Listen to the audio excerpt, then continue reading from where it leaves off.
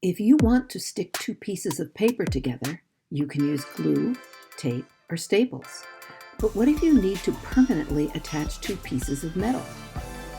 Soldering, brazing, and welding are all methods of joining two or more pieces of metal using heat. While soldering and brazing require a filler material, welding can also be done without filler by using high temperatures to melt the pieces and then fuse them together.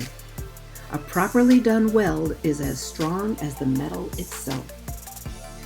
Humans have been welding metals for thousands of years, at first by applying heat and pressure. As tools and techniques evolved, blacksmiths developed forge welding, controlling the flames of their forges to heat metal pieces that were then pounded together with a hammer. Modern welding dates to the early 1800s and the discovery of the electric arc. Since that time, dozens of welding methods have been developed, each with its own characteristics and applications.